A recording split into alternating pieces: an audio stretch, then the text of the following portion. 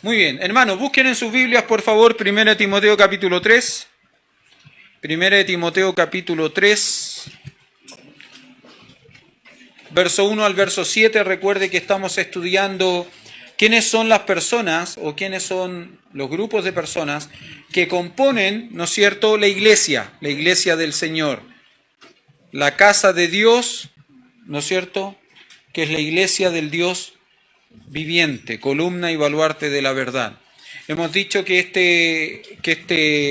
esta iglesia, ¿no es cierto?, esta familia, esta casa de Dios, está compuesta primeramente por hombres que oran, luego por mujeres piadosas, luego por pastores capaces. Las semanas que vienen por delante vamos a aprender acerca de diáconos aprobados y por último de hombres y mujeres piadosos, ¿no es cierto? Hombres y mujeres piadosos. Pero hoy día puntualmente estamos llegando al final de esta sección, que es la primera parte, que nos habla acerca de los oficios dentro de una iglesia, ¿sí? Y puntualmente nos habla acerca del primero de estos dos oficios dentro de la iglesia. Ahora, hermanos, ¿por qué oficio? ¿Por qué llamar o por qué decir que un pastor, que un diácono es un oficial dentro de la iglesia? ¿Qué significa que un pastor o un diácono sea un oficial dentro de una iglesia? ¿Qué se le viene a la mente cuando hablamos de que son oficiales? ¿Qué piensa? Felipe, ¿ibas a decir algo?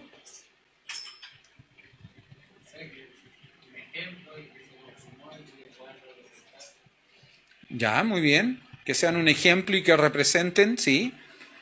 Ahora, ¿qué piensa usted cuando decimos son oficiales? Autoridades, ¿no? ¿Qué es el primer pensamiento que se viene a la mente? ¿O cuál es la primera idea? ¿Con qué lo asociamos generalmente? Ya, con un carabinero. Con instituciones con rango, ¿no es cierto? Puede ser carabinero, gendarmería, fuerza aérea, la marina, la armada o ¿cómo se llama? El cuerpo o el ejército. ¿Sí? Uniformados. Cuidado, porque en los hospitales hay uniformes. Cuidado, porque usted va a una vulcanización y hay uniforme. ¿Hay rango? No. Pero hay uniformes. No tiene que ver con el uniforme. Policía de Investigaciones de Chile.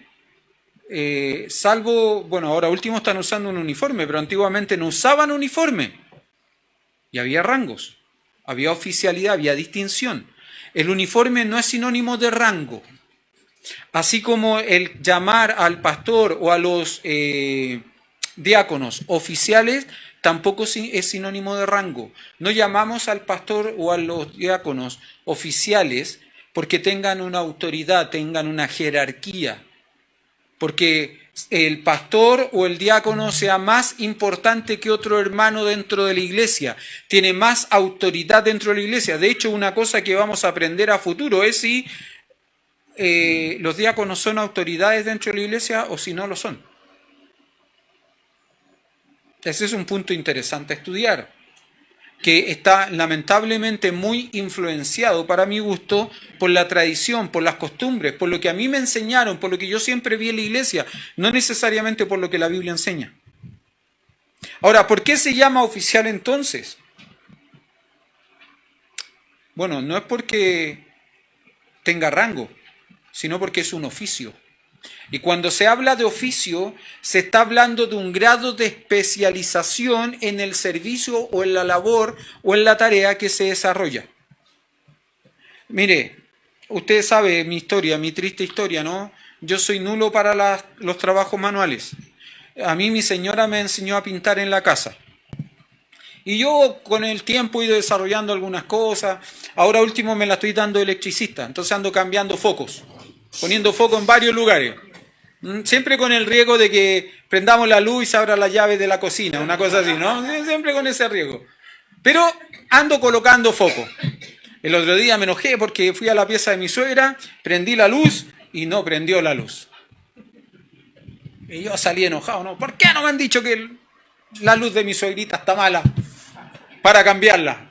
Yo ya quería cambiar todo el foco, y no, hay que cambiar la ampolleta nomás, pero es que se veía más bonito cambiar todo el foco. Más caro también, pero le cobro a ella, bueno, no hay problema. Le cobro el material y la mano de obra, así que bueno, ahí está. ¿Por qué estoy diciendo esto? Porque ahí hay un oficio, ¿no? Un zapatero tiene un oficio. ¿Y cuál es su especialización? Arreglar zapatos. Yo no le puedo decir a un zapatero, ¿sabe qué? Tengo malo el calefón, no prende. ¿Me lo pueden ir a arreglar? Me va a decir, llame un gaffiter. Oiga, o no puedo decirle a un gaffiter, ¿sabe qué? Tengo un problema mecánico en el auto y como usted entiende de fierros por los calefón, ¿podría revisarme el auto? No, vaya a un mecánico. Hay un cierto grado de especialización en los oficios. Se llama oficio o oficiales al pastor y a los diáconos porque tienen un cierto grado de especialización en el servicio. Es por eso. No porque tengan un grado jerárquico superior a otros. Por favor, que se entienda bien esto. Esto fue algo de lo cual hablamos la semana pasada. ¿Se acuerda que yo les decía? El pastor tiene autoridad, pero no es una autoridad propia, es una autoridad delegada porque él le llamó. Es Dios quien ha puesto en sus manos un cierto grado de autoridad, no para que la ejerza de manera autoritativa o autoritaria, sino simplemente para que con el ejemplo pueda evidentemente guiar a la congregación que está guiando. Voy a insistir con este concepto, hermano, y lo voy a repetir no sé cuántas veces hasta que me muera o hasta que me vaya a esta iglesia. Yo no soy dueño de ninguno de ustedes. No soy dueño de ninguno de ustedes. Pero sí soy responsable de todos y cada uno delante del Señor.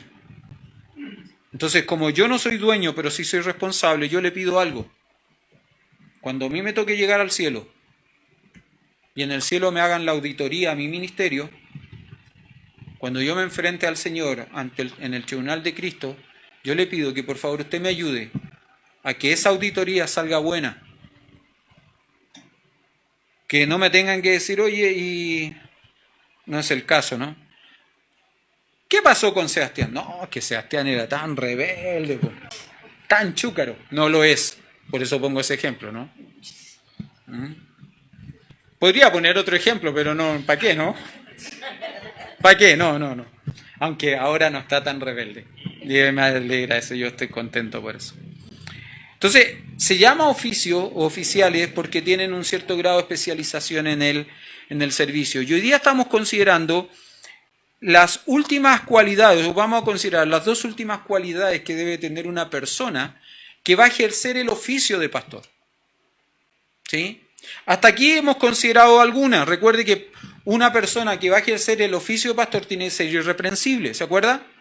Pero para poder ser irreprensible hemos dicho que tiene que ser marido de una sola mujer, sobrio, prudente, decoroso, hospedador, apto para enseñar, no dado al vino, no pendenciero, no deseoso de ganancias deshonestas, sino amable, apacible, no avaro.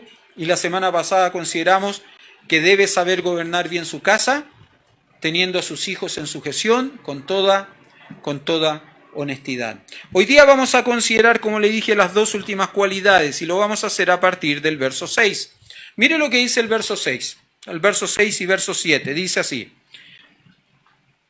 Dice que, palabra fiel, si alguno anhela obispado, buena obra desea, pero es necesario que el obispo sea irreprensible, no un neófito. Usted me dirá, pastor, hubo un error ahí, se saltó varios versículos, ¿verdad? Sí, pero es que ya vimos eso, entonces vamos directamente al texto. No un neófito, no sea que envaneciéndose caiga en condenación del diablo.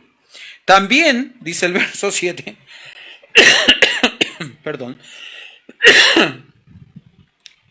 voy a ir contra mi naturaleza. ¿Me pueden traer un vaso de agua, por favor? También es necesario que tenga buen testimonio de los de afuera, para que no caiga en descrédito y el lazo del diablo. ¿Cuál es la primera condición entonces? ¿Cuál es la primera cualidad? No debe ser, ¿qué cosa? Un neófito. Un neófito. Y la pregunta es, porque nosotros a veces cometemos este error como creyentes, ¿no?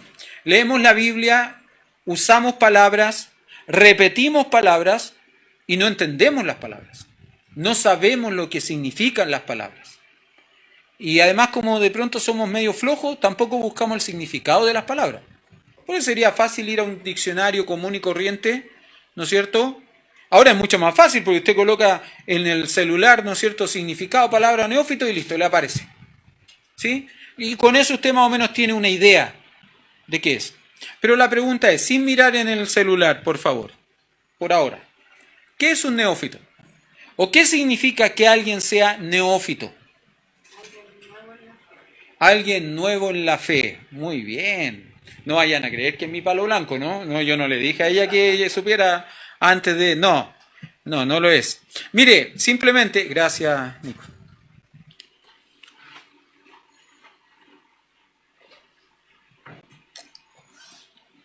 Después, ¿podrían editar esta parte del video? ¿Sí?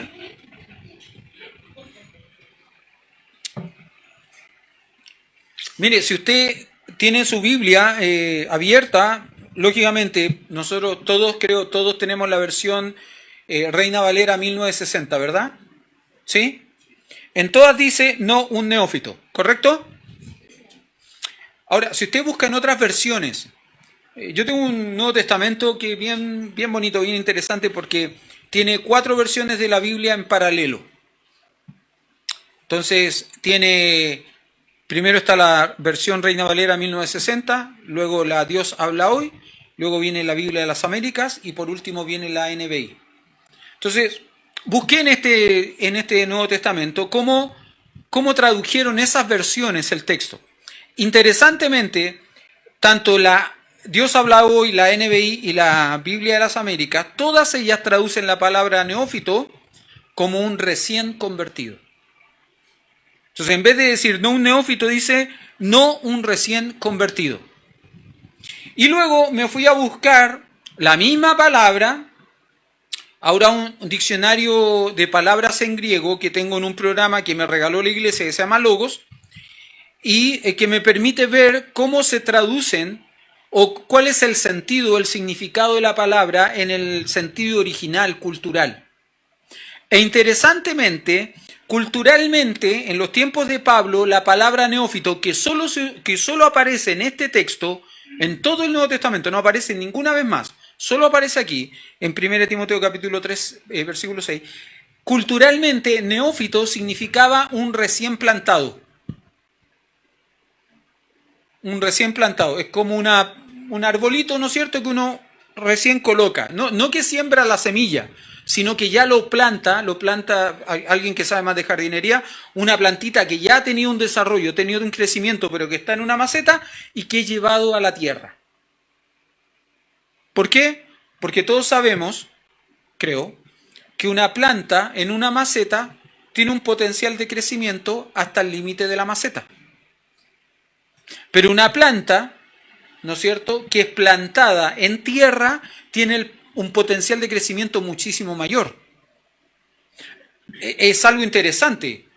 Esta iglesia va a crecer hasta el límite del espacio físico que tenemos. Por eso que es tan importante poder tener un espacio más grande, un templo más grande. Porque si no, siempre nos vamos a limitar a este espacio. No vamos a crecer más allá de este espacio. Porque la gente quiere, entre otras cosas, estar cómoda también, ¿no? Entonces, estamos hablando de neófito. Después me voy para el otro lado.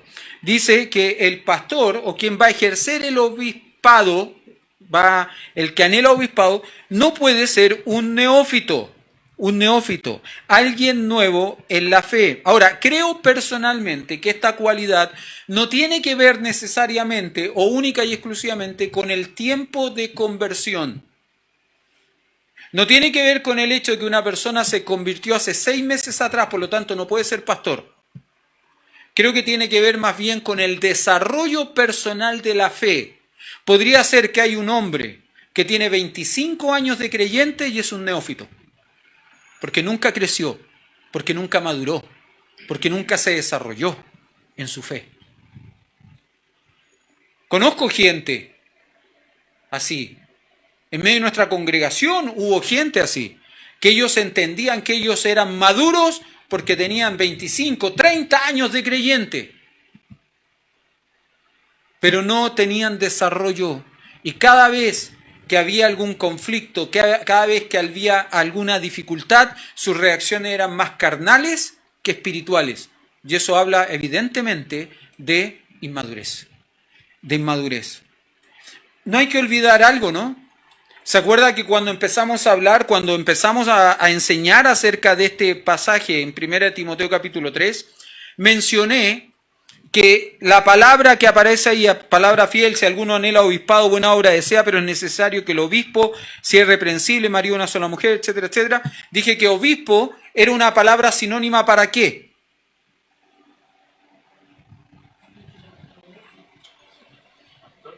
Para pastor. Obispo era una palabra sinónima para pastor. Pero en la Biblia no solo se utiliza la palabra obispo como sinónimo de pastor. Hay otra palabra que también se utiliza como sinónimo de pastor. Anciano. Anciano. ¿Por qué? Y explicamos, ¿no? Que era anciano. Una persona era anciana no por la edad que tenía, no por las canas que tenía, sino que era anciana porque se había ejercitado, ¿no es cierto?, en su fe, y podía discernir entre el bien y el mal porque conocía la palabra de Dios y sabía aplicar la palabra de Dios a su vida y a las circunstancias que le tocaba enfrentar. Por lo tanto, eso lo hacía ser una persona madura en su fe, o sea, un anciano.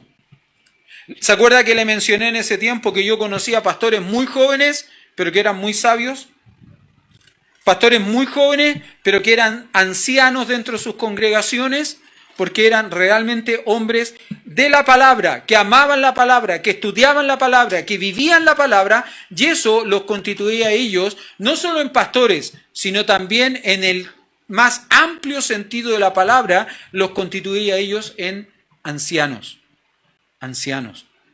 Ahora, una pregunta creo clave e interesante a responder es, ¿cómo se logra la madurez en la vida de un creyente?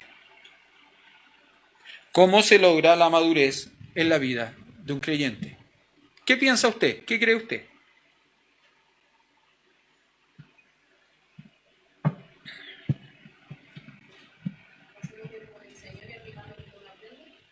Pasando tiempo con el Señor, sí, lógicamente, teniendo tiempos de devoción personal, ¿no? Es muy importante la devoción personal, el que usted tenga una comunión íntima, personal, diaria con el Señor. Ahora, mire lo que dice, por favor, Hebreos capítulo 5, verso 12 al verso 14. Hebreos capítulo 5, verso 12 al verso 14.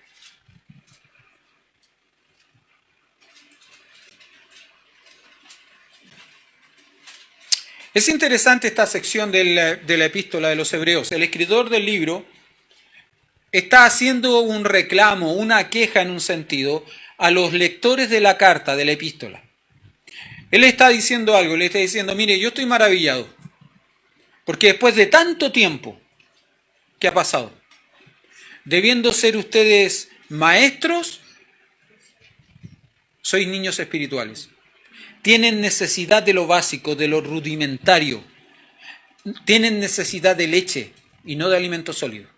Mire lo que dice Hebreos capítulo 5, verso 2 al verso 14. Porque aunque ya debiere, voy a leerlo en la nueva versión internacional, por si acaso. Usted léalo en su versión, yo lo voy a leer en la nueva versión internacional.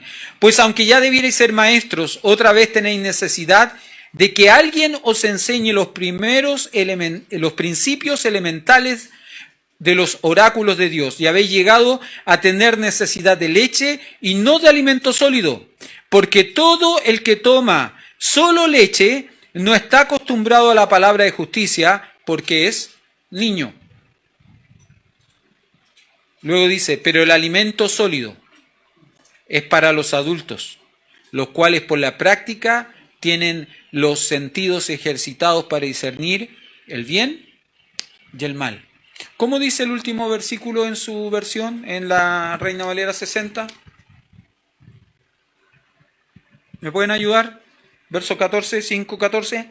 Pero el alimento sólido es para los que han alcanzado la madurez, para los que en el uso de los sentidos, creciendo en los discernimiento de Mire, pero el alimento sólido es para los que han alcanzado, ¿qué cosa? Madurez. ¿Sabe cómo se logra la madurez en la vida de un creyente, no? Por el conocimiento, la práctica y la aplicación de la palabra de Dios en la vida de esa persona.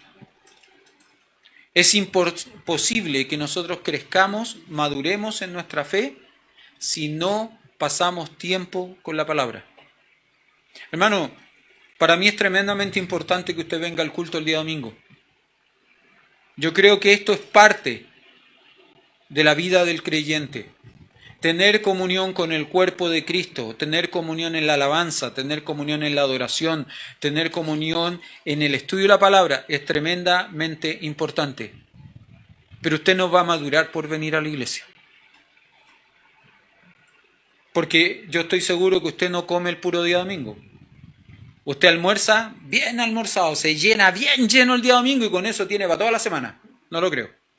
Mire, yo almuerzo hoy día como a las 3 de la tarde, 4 de la tarde en mi casa y como a las 7 ando mirando el refrigerador de nuevo. Entonces imagínense, yo no llego al domingo con el almuerzo de hoy.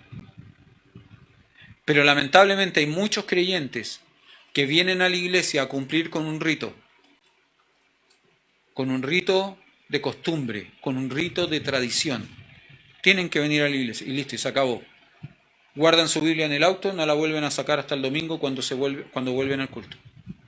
Ahora, si se van de vacaciones de por medio, hasta que vuelvan de las vacaciones no sacan la Biblia, no. Hermano, venir a la iglesia no le va a hacer madurar.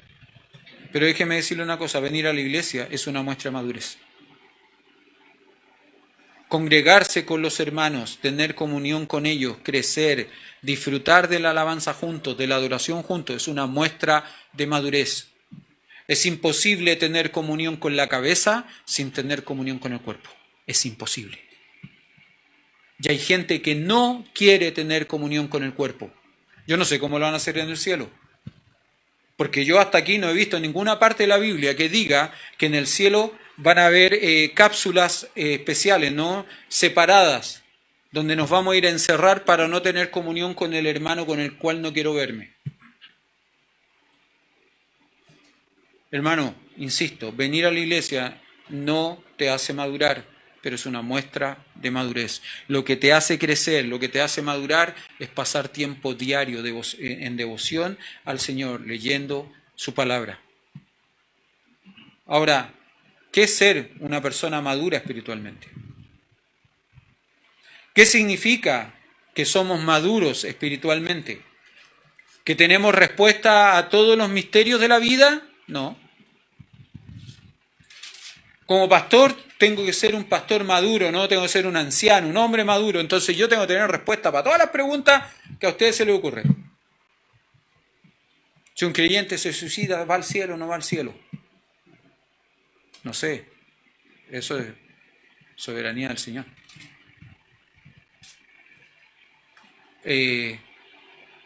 Pastor, una persona que se apartó de la iglesia y muere lejos del Señor, ¿va al cielo o no va al cielo? No sé, el Señor lo sabe. A veces necesitamos evaluar en otros ámbitos, ¿no? En todo este periodo que esa persona estuvo lejos del Señor, ¿el Señor puso su mano sobre él? Si puso su mano sobre él, eso para mí es un indicador de que es un hijo de Dios, porque Dios a todo aquel que recibe como hijo, por hijo, lo castiga, ¿no? Lo disciplina. Pero si él se alejó y nunca vimos ninguna consecuencia en la vida de esa persona, entonces me hace dudar si realmente es un hijo de Dios. Ahora, ¿yo tengo que tener respuesta para todo? No, no tengo respuesta para todo.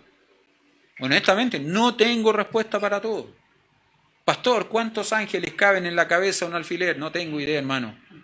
Eso es como preguntarme sobre la inmortalidad del cangrejo, ¿no? No tengo idea. A veces nos gusta tanto filosofar de cosas que no son trascendentes, que no son importantes. Perder tiempo en debates y en discusiones que no tienen sentido, mientras la persona que tenemos al lado aún no escucha del Señor Jesucristo. Y si se muere se va al infierno. Y yo que tengo una respuesta para él, no me atrevo a dársela. Cuidado con eso. Ahora, ¿qué significa ser maduro? De nuevo, ¿que tengo respuesta a todo? No. Efesios capítulo 4, verso 13 al 15, de nuevo. Leo desde la nueva versión internacional. Hasta que todos lleguemos a la unidad de la fe y del conocimiento pleno del Hijo de Dios, a la condición de un hombre maduro, a la medida de la estatura de la plenitud de Cristo, para que ya no seamos niños sacudidos por las olas y llevados de aquí para allá por todo viento de doctrina, por la astucia de los hombres, por las artimañas engañosas del error, sino que hablando la verdad en amor, crezcamos en todos los aspectos en aquel que es la cabeza, es decir, Cristo. ¿Sabe lo que significa ser un hombre maduro?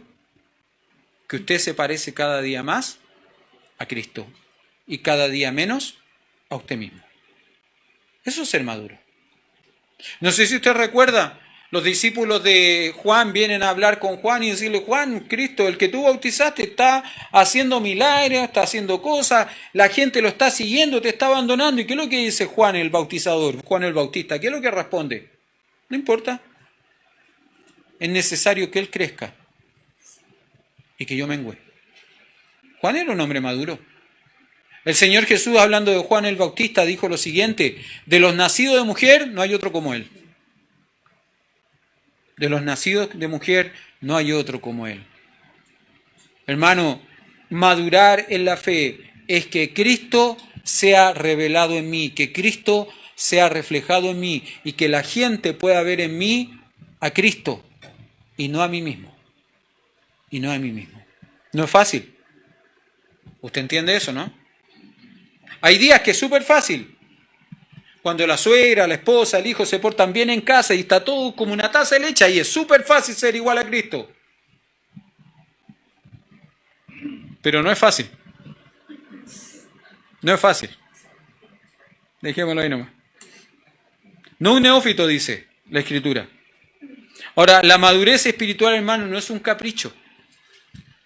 La madurez espiritual no es un capricho, sino que es una razón. Y esta razón tiene un sentido.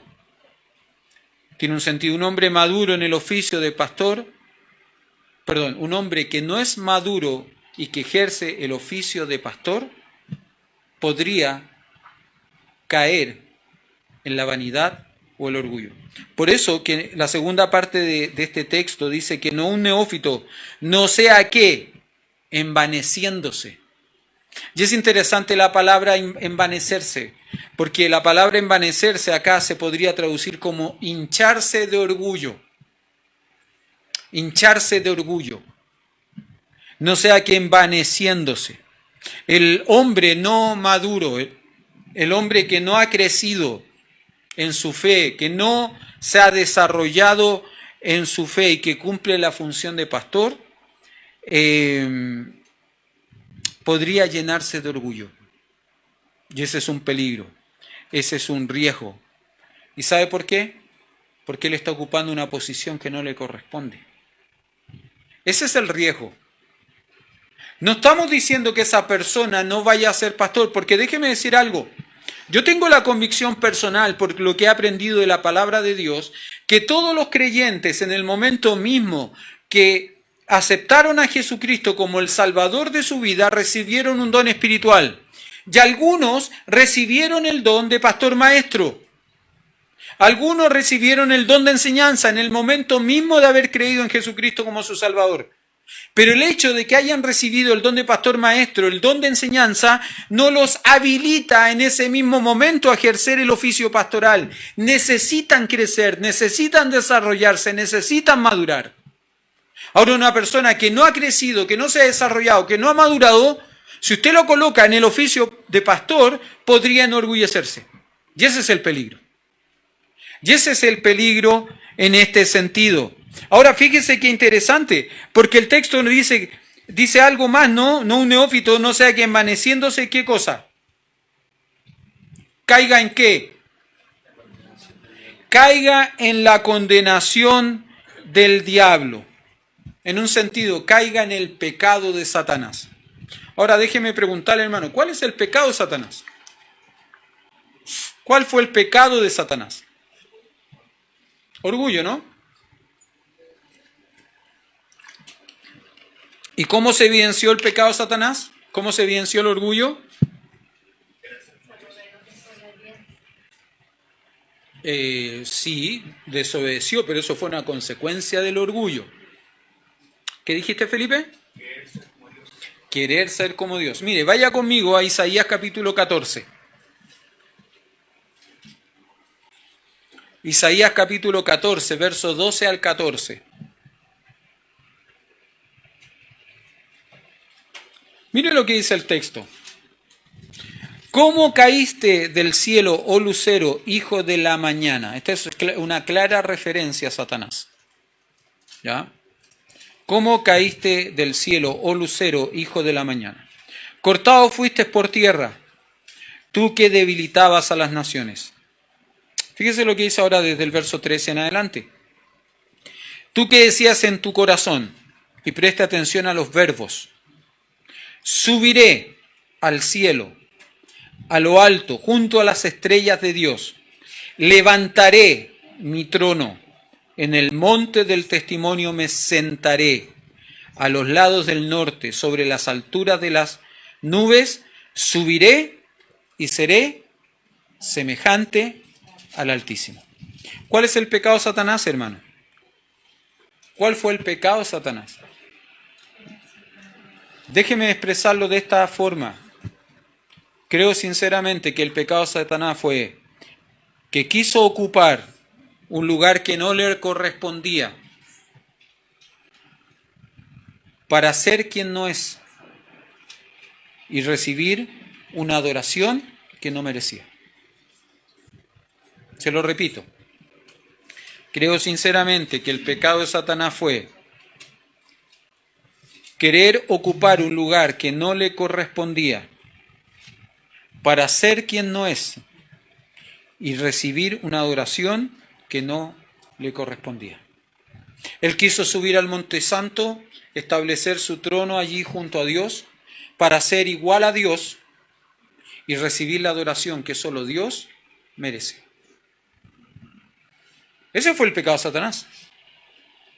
Y en ese pecado arrastró a una tercera parte de los ángeles, y como consecuencia de eso, y ante la tentación a Adán y Eva, vino la caída del hombre y toda la historia que nosotros conocemos, ¿no? Ahora, déjeme simplemente mencionarle esto, ¿no? Un hombre que ejerce como pastor, que no ha madurado en su fe, podría caer en la misma tentación de Satanás. El orgullo, la vanidad, querer un reconocimiento que no le pertenece. Déjeme decirle que lamentablemente la vanidad y el orgullo son pecados más comunes de lo que uno cree y uno esperaría en la vida de pastores. El ver iglesias que crecen, que se desarrollan, que se llenan de una cantidad importante de personas, que los números crecen, que las ofrendas crecen, hacen pensar muchas veces a los hombres que están al frente de estas congregaciones en que ellos están construyendo sus propios imperios, olvidándose de que no se trata de su imperio, sino que se trata del reino de Dios. Se trata del reino de Dios. Olvidan lo que el apóstol Pablo escribe en 1 Corintios capítulo 3, cuando la iglesia de Corinto está dividida en pos de liderazgo. Y Pablo, ¿qué es lo que dice? ¿Qué soy yo? ¿Qué es Apolos? Yo planté, Apolos regó. Pero lo verdaderamente importante, que es el crecimiento de la iglesia, ¿quién lo da? Dios. Dios. Por eso, hermanos, que es tan importante que la persona que va a ejercer el oficio pastoral dentro de una iglesia no sea un neófito. No sea alguien nuevo en la fe, o mejor dicho, no sea alguien inmaduro en la fe, sino alguien que haya crecido, que se haya desarrollado, que haya madurado.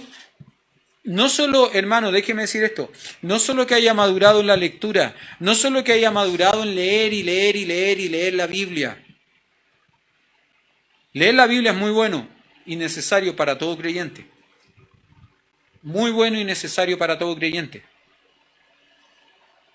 Pero más necesario es practicar lo que la Biblia dice. Un hombre maduro no solo tiene conocimiento bíblico. Un hombre maduro, ¿sabe qué? También sirve. Sirve al Señor y sirve a su pueblo. sirve al Señor y sirve a su pueblo, y no sirve en lo que a Él le gusta solamente. Porque ahí es fácil servir, po. Es como amar a quien lo ama a uno, ¿no? No, si yo amo a esta persona porque me ama, pero el que es difícil, el que anda comúnmente cansado, comúnmente enojado, comúnmente rezongón, criticón, quejón, a ese hay que amarlo más todavía. A ese hay que amarlo más todavía. Hermanos, para ser pastor, para poder ejercer el oficio de pastor, la persona no puede ser un neófito. No puede ser un neófito. Algo más. Verso 7, mire lo que dice. También es necesario que tenga buen testimonio de los de afuera, para que no caiga en descrédito y el lazo del diablo. También es necesario un buen testimonio de los de afuera. Me llamó la atención, buscando de nuevo el significado de la palabra necesario, ¿no? ¿Y qué entiende usted por necesario?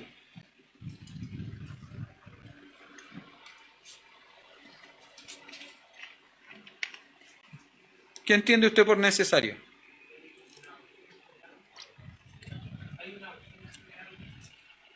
Eso es necesidad. Es algo que no puede faltar, necesario. Por ahí va la cosa. ¿Cómo? Ahí está el sentido de la palabra.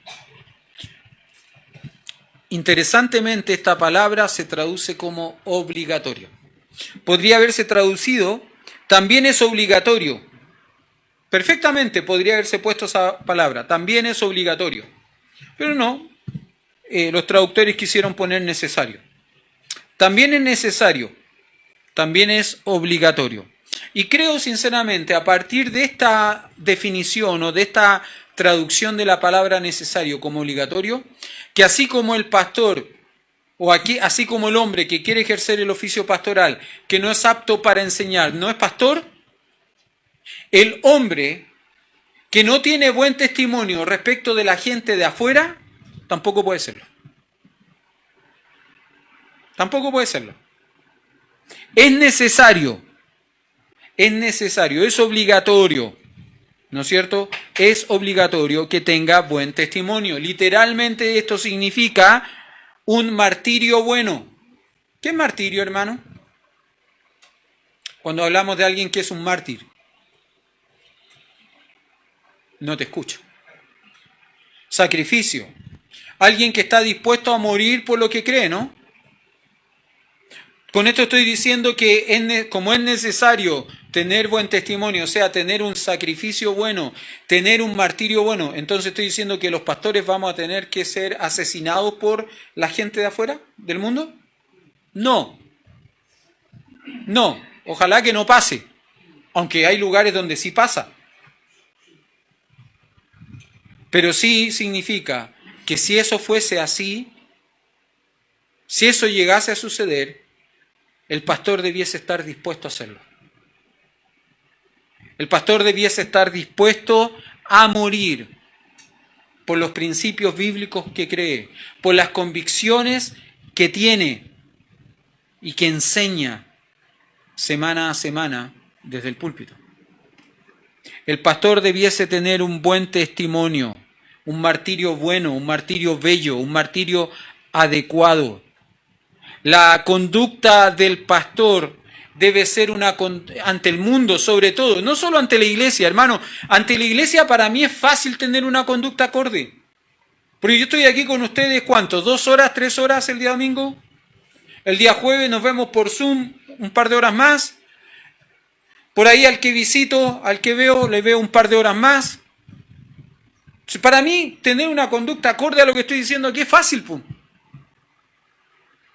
El tema es cuando salgo de aquí, el tema es cuando voy a casa, el tema es cuando voy a mi trabajo, el tema es cuando ando solo en la calle. Ahí es cuando la conducta, las convicciones, los principios que rigen la vida del pastor son puestas a prueba. Cuando uno anda manejando en la calle y se topa con gente loca en el tráfico, ¿Qué hacemos? ¿Le tocamos la bocina? ¿Le gritamos? ¿Le levantamos las manos? ¿Qué hacemos? ¡Pasa por arriba, po! Y aunque uno no le grite, no le hace el gesto con la mano, saca el brazo por el costado, le hace el gesto, ¿no? ¿Y qué es lo que le está diciendo? ¡Pasa por arriba, po!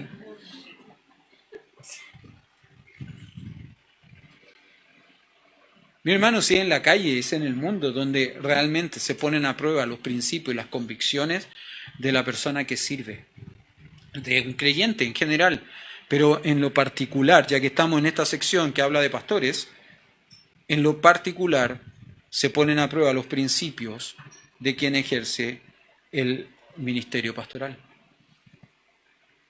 Ahora, ¿sabe por qué es tan importante, tan necesario, tan obligatorio tener buen testimonio para con los de afuera, no? La segunda parte del texto nos dice el por qué. Para que no caiga en descrédito. Para que no caiga en descrédito y el lazo del diablo. ¿Sabe que cada vez que nosotros damos mal testimonio, no solamente es el mal testimonio de mi vida, no solamente es el mal testimonio de mi ministerio, también es el mal testimonio de la iglesia, que es el pueblo de Dios, y es el mal testimonio del Señor? Yo no puedo ir por la vida diciendo, no, yo soy pastor, yo soy creyente, yo soy un hijo de Dios, y estarme riendo con los chistes cochinos que cuentan mis compañeros de trabajo. O estar mandando mensajes inapropiados a los grupos que tengo con mis compañeros de trabajo, o mis compañeros de colegio, o mis compañeros de universidad, o lo que sea. Yo debo cuidar mi testimonio, debo guardar mi testimonio. No por mí, sino porque muchas personas están escuchando acerca de Dios por medio de mi vida. Lo mismo pasa con usted, hermano. Muchas personas van a conocer a Cristo como el Salvador de su vida por el Evangelio que usted les predica, pero también por el Evangelio que usted les muestra, por cómo ustedes viven la vida de un creyente. La vida de un creyente. Fíjese, también es necesario que tenga buen testimonio de los de afuera, para que no caiga en ¿qué? En descrédito y algo más. Y el lazo del diablo. ¿Se acuerda qué significaba irreprensible? Sí. Ahora, literalmente significaba algo, ¿no? Que no te puedan agarrar, sin asa, sin manija, sin mango. ¿Se acuerda? Que no te puedan agarrar, no tengan de dónde agarrarte. Ahora, qué interesante, porque cuando un pastor no tiene buen testimonio para con los de afuera, cae en descrédito, pero además queda atado, queda amarrado por el lazo del Satanás. Y ahí ya está sonado, porque ahí ya lo atraparon, ya lo agarraron, ya lo ataron. Por lo tanto, esa persona, ¿qué deja de ser? Irreprensible. Hemos llegado al final de estas cualidades. Y mis queridos, mis amados, déjenme decirle una cosa. Yo creo que es necesario cada cierto tiempo estar recordando estas cualidades. ¿Sabe por qué? Porque usted necesita evaluarme a mí como pastor. ¿Cumplo con estas cualidades? Ahora, cumplo a la luz de la palabra, ¿no? No a la luz de las tradiciones. Cuidado con eso, lo he explicado, ¿no? Cumplo a la luz de la palabra, no a la luz de las tradiciones. ¿Sí? Pero también creo que es necesario, porque como iglesia, hace un par de años ya venimos orando por otro pastor. Venimos pidiéndole al Señor que nos mande otra persona que venga a ser pastor de esta iglesia. No porque yo me quiera ir, se lo he explicado eso, no es porque yo pretenda salir de acá, yo quiero seguir siendo el pastor de esta iglesia hasta que me muera. ¿Sí?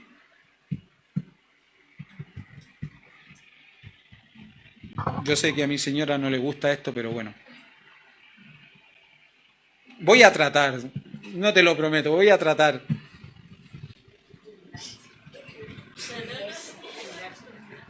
Yo voy a tratar de venir de, no sé, de algún lugar de descanso donde estemos viejos, jubilados los dos, a la iglesia acá. No voy a tratar de venir a la iglesia. Voy a tratar de tener un lugar de descanso donde ir a jubilarnos. Si no tenemos, no importa. Yo sigo aquí en la iglesia nomás, amén. Mi intención, como dije, no es salir de acá, pero sí es que venga alguien y que se incorpore un equipo pastoral con quien poder servir juntos. Un hombre que me pastoree y un hombre a quien yo poder pastorear. Yo no tengo problema, y se lo he dicho a mi esposa y creo que también se lo dije a ustedes, yo no tengo problema en que él venga a ser el pastor principal de esta iglesia y que yo me tenga que someter bajo su autoridad, no tengo problema. Creo sinceramente que como iglesia conmigo hemos crecido al punto que podíamos crecer. Conmigo no vamos a crecer más, creo. Pero si viene otra persona, probablemente esa persona le va a dar un segundo aire, un segundo impulso a esta iglesia para crecer más todavía. ¿Sí? Pero yo quiero decirle una cosa. Cuando llegue esa persona, nosotros vamos a tener que hacer una evaluación como iglesia. Y la evaluación no la vamos a hacer sobre si es simpático o no es simpático. Si enseña bien o no enseña bien. Sobre si es carismático o no es carismático. Si es popular o no es popular. Esas no son evaluaciones válidas. La única evaluación válida es, ¿sabe cuál? Es irreprensible. ¿Es marido de una sola mujer? ¿Ha sido sobrio, prudente, decoroso, hospedador, apto para enseñar? No dado al vino, no pendenciero, no codicioso de ganancias deshonestas. Amable, apacible, ¿qué más? No avaro, que sabe gobernar bien su casa, que tiene a sus hijos en sujeción. Y por último, no es un neófito y tiene buen testimonio de los de afuera. Eso, así es como debemos, eso es lo que debemos usar como el parámetro para evaluar si una persona debe o no debe ser el pastor de esta iglesia. Los que estaban al principio de la iglesia sonaron, pues. Ustedes no hicieron la evaluación conmigo. Ustedes me heredaron nomás como pastor. Se supone que la evaluación la hizo otra gente en otro lugar, cuando me mandaron para acá. ¿Ah?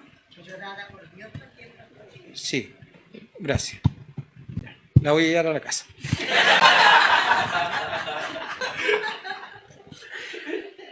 Bueno, hermanos, muchas gracias. Próxima semana Nicolás va a estar enseñando. Tiene libertad de enseñanza. No tiene que empezar, si es que no quiere, con la siguiente parte. ¿Sí? Usted sabe que a mí me gusta enseñar por serie, entonces si no me tocan la serie, para mí mejor todavía. Pero si él quiere enseñar, seguir enseñando lo que tiene que ver con los diáconos ahora, no sería mala cosa. Así que Nicolás, próxima semana. Y hermanos, si van a salir, avisen, por favor. Comuníquense con hermano Pablo, se comunican conmigo. Recuerden que nosotros ya no vamos a estar por un par de semanitas. Les vamos a extrañar. Yo voy a tratar de conectarme de donde esté. Voy a tratar de conectarme siempre y cuando el culto de la iglesia de ahí de la localidad donde vamos a estar no sea al mismo horario. Si es al mismo horario, no me voy a conectar porque quiero ir a ese culto, por si acaso. Porque recuerde, salimos de vacaciones, pero no de vacaciones con el Señor. Así que si usted se puede congregar en el lugar donde está, hágalo. Hágalo. ¿Sí? Vamos a orar.